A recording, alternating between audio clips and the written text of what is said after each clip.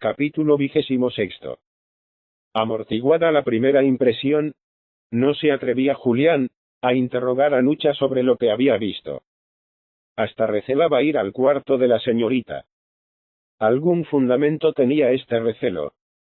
Aunque de suyo confiado, creía notar el capellán que le espiaban. ¿Quién?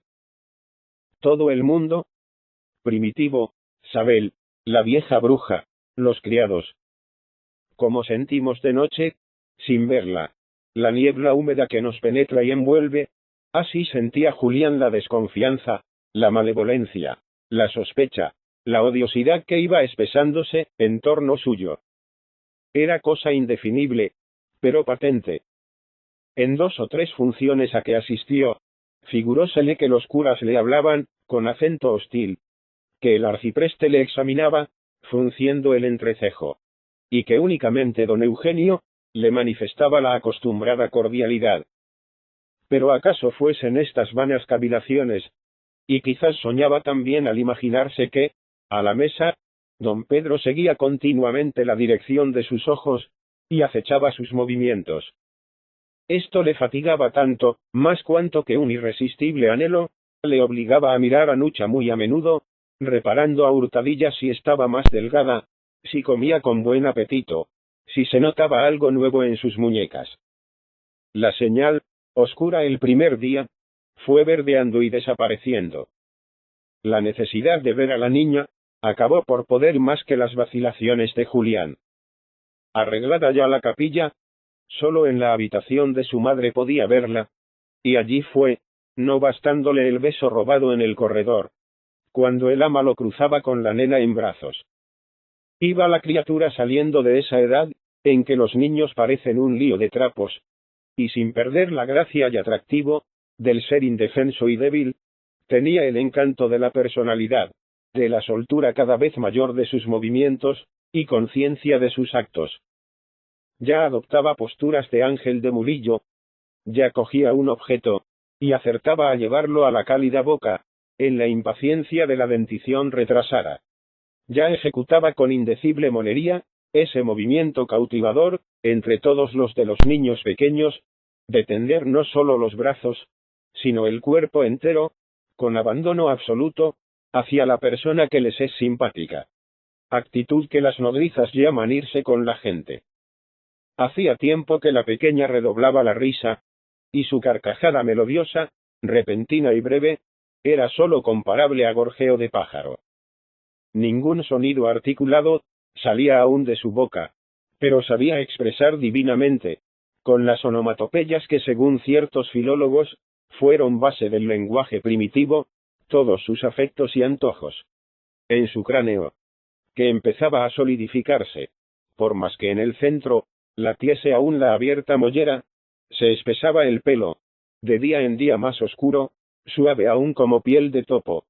Sus piececitos se desencorvaban, y los dedos, antes retorcidos, el pulgar vuelto hacia arriba, los otros botoncillos de rosa hacia abajo, se habituaban a la estación horizontal que exige el andar humano.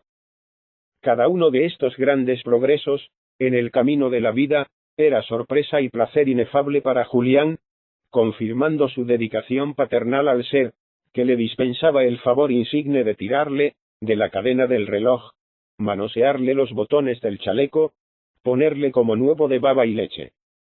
¿Qué no haría él por servir de algo a la nenita idolatrada?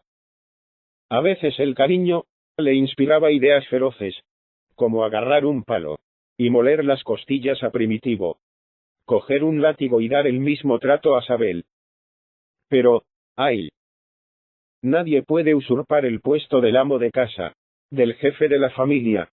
Y el jefe, al capellán le pesaba en el alma la fundación de aquel hogar cristiano. Recta había sido la intención, y amargo el fruto. Sangre del corazón daría él por ver a Nucha en un convento. ¿Qué arbitrio adoptar ya? Julián presentía los inmensos inconvenientes de su intervención directa. Seguro de la teoría, firme en el terreno del derecho, capaz de resistir pasivamente hasta morir, faltábale la vigorosa palanca de los actos humanos, la iniciativa. En aquella casa es indudable que andaban muchas cosas desquiciadas, otras torcidas y fuera de camino. El capellán asistía al drama, temía un desenlace trágico, sobre todo desde la famosa señal en las muñecas, que no le salía de la acalorada imaginación. Mostrábase taciturno. Su color sonrosado se trocaba en amarillez de cera. Rezaba más aún que de costumbre. Ayunaba. Decía la misa con el alma elevada, como la diría en tiempos de martirio. Deseaba ofrecer la existencia, por el bienestar de la señorita. Pero, a no ser en uno de sus momentos, de arrechucho puramente nervioso, no podía, no sabía, no acertaba a dar un paso, a adoptar una medida, aunque ésta fuese tan fácil y hacedera, como escribir 4 renglones, a don Manuel Pardo de la Laje, informándole de lo que ocurría a su hija. Siempre encontraba pretextos para aplazar toda acción, tan socorridos como este: verbigracia. Dejemos que pasen las elecciones. Las elecciones le infundían esperanzas de que, si el señorito, elegido diputado, salía de la huronera, de entre la gente inicua, que lo prendía en sus redes, era posible que Dios le tocase en el corazón, y mudase de conducta. Una cosa preocupaba mucho al buen capellán. El señorito se iría solo a Madrid, o llevaría a su mujer y a la pequeña. Julián ponía a Dios por testigo de que deseaba esto último, si bien al pensar qué podía suceder, le entraba una hipocondría mortal. La idea de no ver más a Nené durante meses o años, de no tenerla en las rodillas, montada a caballito, de quedarse allí, frente a frente con Sabel, como en oscuro pozo, habitado por una sabandija, le era intolerable. Duro le parecía que se marchase la señorita, pero lo de la niña, si me la dejasen, pensaba, la cuidaría yo perfectamente. Acercábase la batalla decisiva. Los Pazos eran un jubileo, un ir y venir de adictos y correveidiles, un entrar y salir de mensajes, de órdenes y contraórdenes, que le daban semejanza con un cuartel general. Siempre había en las cuadras caballos o mulas forasteras, masticando abundante pienso, y en los anchos salones se oía crujir incesante de botas altas, pisadas de fuertes zapatos, cuando no pateo de zuecos. Julián se tropezaba con curas sofocados, respirando bélico ardor, que le hablaban de los trabajos, pasmándose de ver que no tomaba parte en nada. En tan solemne y crítica ocasión, el capellán de los Pazos no tenía derecho a dormir, ni a comer. Seguía reparando que algunos abades se mostraban con él así como airados, o resentidos, en especial el arcipreste, el más encariñado con la casa de Ulloa. Pues mientras el cura de Boán, y aun el de Naya, atendían sobre todo al triunfo político, el arcipreste miraba principalmente al esplendor del hidalgo solar, al buen nombre de los moscosos.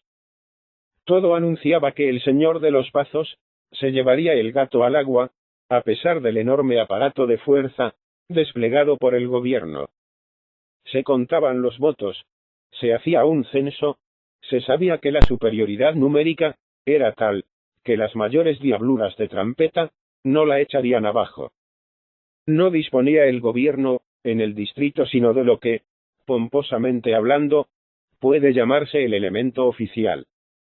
Si es verdad que éste influye mucho en Galicia, merced al carácter sumiso de los labriagos, allí en Cebre, no podía contrapesar la acción de curas y señorito reunidos en torno del formidable cacique Barbacana.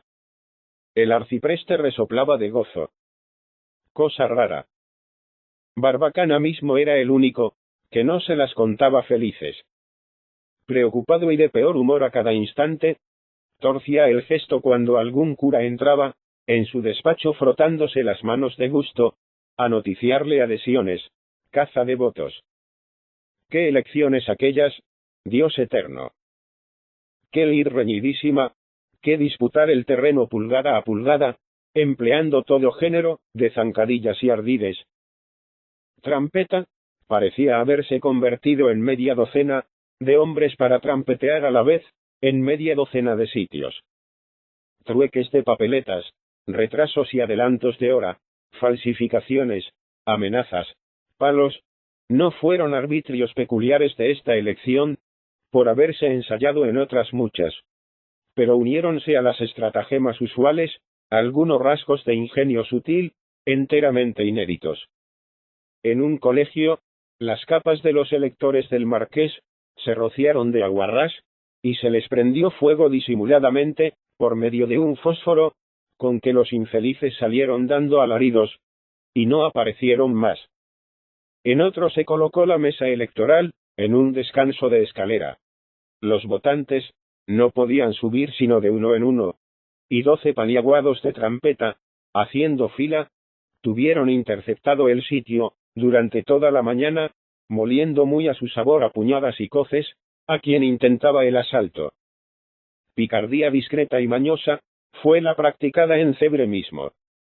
Acudían allí los curas acompañando, y animando al rebaño de electores, a fin de que no se dejasen dominar por el pánico, en el momento de depositar el voto. Para evitar que se la jugasen, don Eugenio, valiéndose del derecho de intervención, sentó en la mesa a un labriego, de los más adictos suyos, con orden terminante de no separar la vista, un minuto de la urna. ¿Tú entendiste, Roque? No me apartas los ojos de ella, así se hunde el mundo. Instalóse el payo, apoyando los codos en la mesa y las manos en los carrillos, contemplando de hito en hito la misteriosa olla, tan fijamente como si intentase alguna experiencia de hipnotismo. Apenas alentaba, ni se movía más que si fuese hecho de piedra. Trampeta en persona, que daba sus vueltas por allí, llegó a impacientarse viendo al inmóvil testigo, pues ya otra olla rellena de papeletas, cubiertas a gusto del alcalde y del secretario de la mesa, se escondía debajo de ésta, aguardando ocasión propicia de sustituir a la verdadera urna. Destacó, pues, un seide encargado de seducir al vigilante, convidándole a comer, a echar un trago, recurriendo a todo género de insinuaciones halagüeñas. Tiempo perdido. El centinela ni siquiera miraba de reojo para ver a su interlocutor. Su cabeza redonda, peluda, sus salientes mandíbulas, sus ojos que no pestañeaban, parecían imagen de la misma obstinación. Y era preciso sacarle de allí, porque se acercaba la hora sacramental, las 4, y había que ejecutar el escamoteo de la olla. Trampeta se agitó, hizo a sus adláteres preguntas referentes a la biografía del vigilante, y averiguó que tenía un pleito de tercería en la audiencia, por el cual le habían embargado los bueyes y los frutos.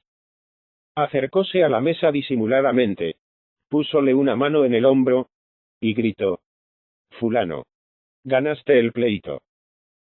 Saltó el labriego, electrizado. «¿Qué me dices, hombre? Se falló en la audiencia ayer. Tú lo que has. Lo que oyes». En este intervalo el secretario de la mesa verificaba el trueque de pucheros. Ni visto ni oído. El alcalde se levantó con solemnidad. «Señores, se va a proceder al discutinio». Entra la gente en tropel. Comienza la lectura de papeletas. Míranse los curas atónitos, al ver que el nombre de su candidato no aparece. ¿Tú te moviste de ahí?, pregunta el abad de Naya al centinela. «No, señor», responde este con tal acento de sinceridad, que no consentía sospecha. «Aquí alguien nos vende», articula el abad de Ulloa en voz bronca, mirando desconfiadamente a don Eugenio. Trampeta, con las manos en los bolsillos, ríe a socapa.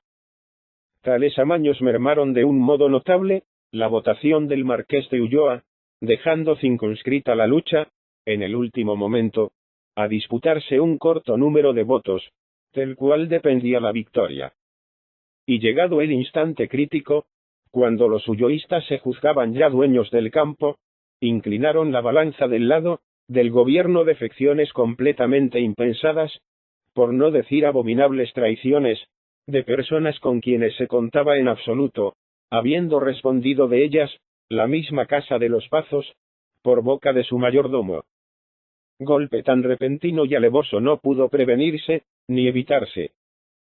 Primitivo, desmintiendo su acostumbrada impasibilidad, dio rienda a una cólera furiosa, desatándose en amenazas absurdas, contra los tránsfugas. Quien se mostró estoico fue Barbacana.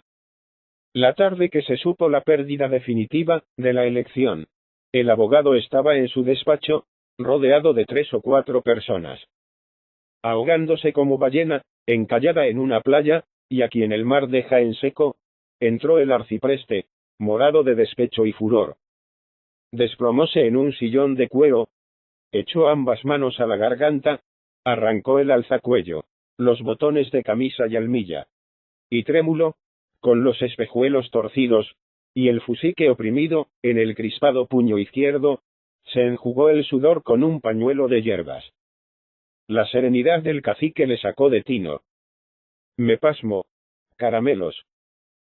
Me pasmo de verle con esa flema. ¿O no sabe lo que pasa? Yo no me apuro por cosas que están previstas. En materia de elecciones, no se me coge a mí de susto.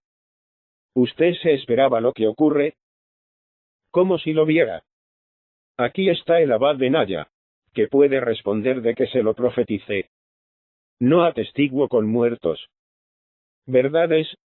Corroboró don Eugenio, harto compungido. Y entonces, santo de Dios, ¿a qué tenernos embromados? No les íbamos a dejar el distrito, por suyo sin disputárselo siquiera. ¿Les gustaría a ustedes?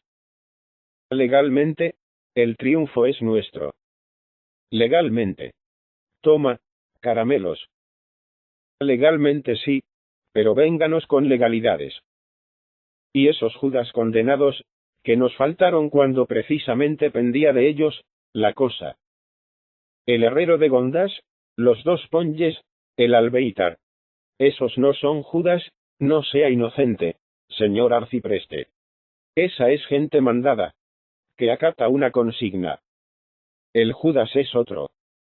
Ya entiendo, ya, hombre, si es cierta esa maldad, que no puedo convencerme, que se me atraganta, aún sería poco para el traidor, el castigo de Judas. Pero usted, santo, ¿por qué no le atajó? ¿Por qué no avisó? ¿Por qué no le arrancó la careta a ese pillo? Si el señor Marqués de Ulloa supiese que tenía en casa al traidor, con atarlo al pie de la cama, y cruzarlo a latigazos. Su propio mayordomo. No sé cómo pudo usted estarse así con esa flema. Se dice luego. Pero mire usted. Cuando la elección estriba en una persona, y no cabe cerciorarse de si está de buena o mala fe, de poco sirve revelar sospechas. Hay que aguardar el golpe atado de pies y manos. Son cosas que se ven a la prueba, y si salen mal, se debe callar y guardarlas. Al pronunciar la palabra guardarlas, el cacique se daba una puñada en el pecho, cuya concavidad retumbó sordamente, lo mismo que debía retumbar la de San Jerónimo, cuando el santo la hería con el famoso pedrusco. Y algo se asemejaba Barbacana, al tipo de los San Jerónimos, de escuela española, amojamados y huesudos, caracterizados por la luenga y enmarañada barba, y el sombrío fuego de las pupilas negras. De aquí no salen, añadió con torvo acento, y aquí no pierden el tiempo, que todavía nadie se la hizo a Barbacana sin que algún día se la pagase. Y respecto del Judas, ¿cómo quería usted que lo pudiésemos desenmascarar, si ahora, lo mismo que en tiempo de la pasión de nuestro Señor Jesucristo, tenía la bolsa en la mano? A ver, señor arcipreste, ¿quién nos ha facilitado las municiones para esta batalla? ¿Que quién las ha facilitado? En realidad de verdad, la casa de Ulloa. ¿Las tenía disponibles? ¿Sí o no? Ahí está el toque. Como esas casas no son más que vanidad y vanidad, por no confesar que le faltaban los cuartos y no pedirlos a una persona de conocida honradez, pongo por ejemplo, un servidor, va y lo recibe de un pillastre, de una sanguijuela que le está chupando, cuanto posee. Buenas cosas van a decir de nosotros, los badulaques de la Junta de Orense. Que somos unos estafermos, y que no servimos para nada. Perder una elección. Es la primera vez de mi vida. No. Que escogimos un candidato muy simple. Hablando en plata, eso es lo que dirá la Junta de Orense. Poco a poco, exclamó el arcipreste dispuesto a romper lanzas, por su caro señorito. No estamos conformes. Aquí llegaban de su plática, y el auditorio, que se componía, además del abad de Naya, del de Boán y del señorito de Limioso, guardaba el silencio de la humillación, y la derrota. De repente un espantoso estruendo, formado por los más discordantes y fieros ruidos, que pueden desgarrar el tímpano humano, asordó la estancia.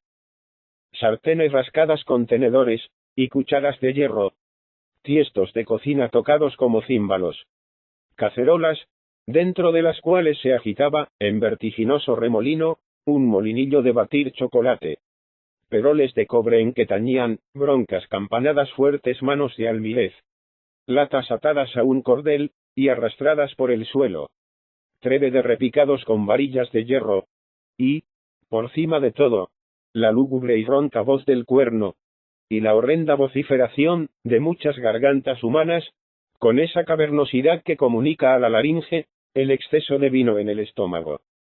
Realmente acababan los bienaventurados músicos de agotar una redonda corambre, que en la casa consistorial les había brindado la munificencia del secretario.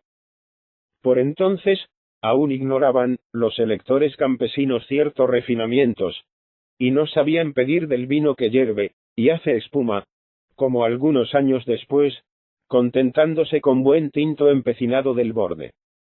Al través de las vidrieras de Barbacana penetraba, junto con el sonido de los hórridos instrumentos, y descompasada gritería, vaho vinoso, el olor tabernario de aquella patulea, ebria de algo más que del triunfo. El arcipreste se enderezaba los espejuelos.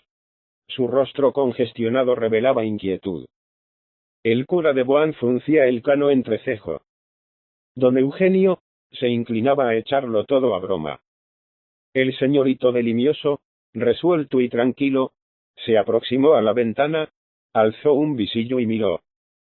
La cencerrada proseguía, implacable, frenética, azotando y arañando el aire como una multitud de gatos en celo, el tejado donde pelean. Súbitamente, de entre el alboroto grotesco se destacó un clamor, que en España siempre tiene mucho de trágico. Un muera. Muera el terso. Un enjambre de mueras y vivas salió tras el primero. Mueran los curas. Muera la tiranía. Viva Cebre y nuestro diputado. Viva la soberanía nacional. Muera el marqués de Ulloa. Más enérgico, más intencionado, más claro que los restantes, brotó este grito. Muera el ladrón faucioso Barbacana. Y el vocerío, unánime, repitió. Muera. Instantáneamente apareció junto a la mesa del abogado un hombre de siniestra catadura, hasta entonces oculto en un rincón. No vestía como los labriagos, sino como persona de baja condición en la ciudad. Chaqueta de paño negro, faja roja y hongo gris. Patillas cortas, de boca de hacha, redoblaban la dureza de su fisonomía, abultada de pómulos y ancha de sienes. Uno de sus hundidos ojuelos verdes relucía felinamente. El otro, inmóvil y cubierto con gruesa nube blanca, semejaba hecho de cristal cuajado. Abriendo Barbacana el cajón de su pupitre, sacaba de él dos enormes pistolas de arzón, prehistóricas sin duda, y las reconocía para cerciorarse de que estaban cargadas. Mirando al aparecido fijamente, pareció ofrecérselas con leve enarcamiento de cejas. Por toda respuesta, el tuerto de Castrodorna hizo asomar al borde de su faja el extremo de una navaja de cachas amarillas, que volvió a ocultar al punto. El arcipreste, que había perdido los bríos, con la obesidad y los años, sobresaltóse mucho. Déjese de calaveradas, mi amigo. Por si acaso, me parece oportuno salir por la puerta de atrás. ¿Eh? No es cosa de aguardar a que esos incircuncisos vengan aquí a darle a uno tósigo. Mas ya el cura de Boán y el señorito de Limioso, unidos al tuerto, formaban un grupo lleno de decisión. El señorito de Limioso, no desmintiendo su vieja sangre hidalga, aguardaba sosegadamente, sin fanfarronería alguna, pero con impávido corazón. El abad de Boán, nacido con más vocación de guerrillero que de misacantano, apretaba con júbilo la pistola, olfateaba el peligro. Y, a ser caballo, hubiera relinchado de gozo. El tuerto, encogido y crispado como un tigre, se situaba detrás de la puerta, a fin de destripar a mansalva al primero que entrase. No tenga miedo, señor arcipreste, murmuró gravemente Barbacana. Perro que ladra no muerde. Ni a romperme un vidrio se atreverán esos bocalanes. Pero conviene estar dispuesto, por si acaso, a enseñarles los dientes. Resonaban nutridos y feroces los mueras, mas en efecto, ni una piedra sola venía a herir los cristales. El señorito de Limioso se acercó otra vez, levantó el visillo y llamó a don Eugenio. Mire, Naya, mire para aquí. Buena gana tienen de subir ni de tirar piedras. Están bailando. Don Eugenio se llegó a la vidriera, y soltó la carcajada. Entre la patulea de beodos, dos seides de trampeta, carcelero el uno, el otro alguacil, trataban de calentar a algunos de los que chillaban más fuerte, para que atacasen la morada del abogado. Señalaban a la puerta, indicaban con ademanes elocuentes, lo fácil que sería echarla abajo y entrar. Pero los borrachos, que no por estarlo perdían la cautelosa prudencia, el saludable temor que inspira el cacique, al labriego, se hacían los desentendidos, limitándose a berrear, a herir cazos y sartenes con más furia. Y en el centro del corro, al compás de los almireces y cacerolas, brincaban como locos los más tomados de la bebida, los verdaderos pellejos. Señores, dijo en grave y enronquecida voz Ramón Limioso, es siquiera una mala vergüenza, que esos pillos nos tengan aquí sitiados. Me dan ganas de salir y pegarles una corrida. Que no paren hasta el ayuntamiento. Hombre, gruñó el abad de Boán, usted poco habla. Pero bueno. Vamos a meterles miedo, Cuoniam.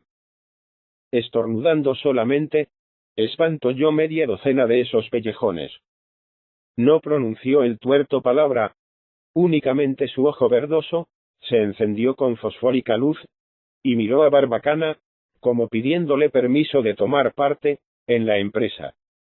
Barbacana hizo con la cabeza señal afirmativa, pero le indicó al mismo tiempo que guardase la navaja. Tienes razón, exclamó el hidalgo de Limioso, enderezando la cabeza y dilatando las ventanillas de la nariz, con altanera expresión, muy desusada en su lánguida y triste faz.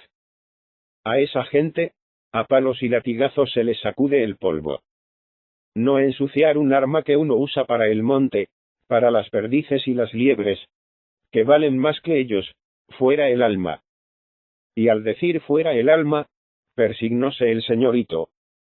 Tengan miramiento, hombre, tengan miramiento, murmuraba el arcipreste difícilmente, extendiendo las manos como para calmar los ánimos irritados.